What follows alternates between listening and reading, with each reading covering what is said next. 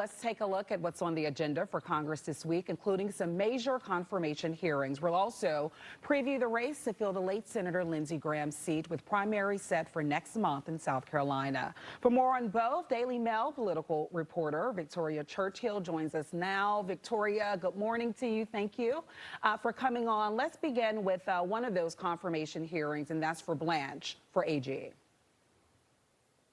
So much for having me on this morning. So we're looking at a couple of critical confirmation hearings on Capitol Hill this week, or confirmation votes actually, because two individuals, of course, Todd Blanche Attorney General, who's been in the department but as deputy, that was a critical one. That could potentially be held up if a couple of Republicans don't vote to either vote him out of committee or vote for him on the floor. A couple of those key votes that we're looking at are, in particular, Senator John Cornyn from Texas. He, of course, is somebody who President Trump backed an opponent of his in the primary, so Cornyn will not be coming back next year as a U.S. Senator. And, you know, we've seen a couple of these members of the U.S. Senate that President Trump endorsed against in their primary fights come back and, you know, work to stall his agenda or work to stall the confirmations that he is pushing forward. So that Blanche vote, definitely very critical. He had some criticisms that were voiced in committee, particularly over his handling and involvement in the Epstein files release and how that was handled by the Department of Justice. So we'll see if he makes that through the floor vote. Or, you know, first the committee vote and then the floor vote. And then the second actually, interestingly, ended up being tied to the Epstein files partially as well. That's Jay Clayton. He is President Trump's nominee for the the division of the Director of National Intelligence. And that is a very critical role, particularly now as we have not seen the reauthorization of FISA, because Democrats didn't want to work to re-up that Bill Pulte, with Bill Pulte serving as acting director.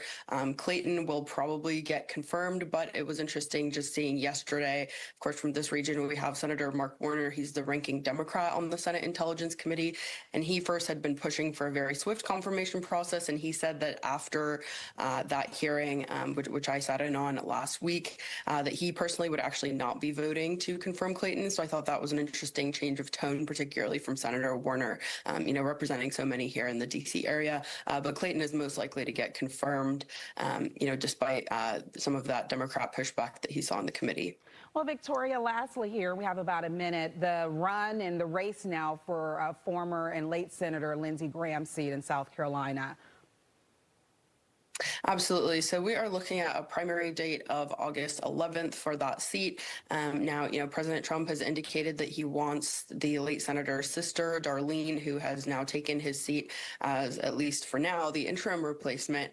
President Trump has shown that he wants her to fill that seat potentially permanently if she were to run. We've also had some interest, particularly from Congressman Ralph Norman. He is somebody that currently represents South Carolina in the U.S. House of Representatives. He ran for governor unsuccessfully in that primary.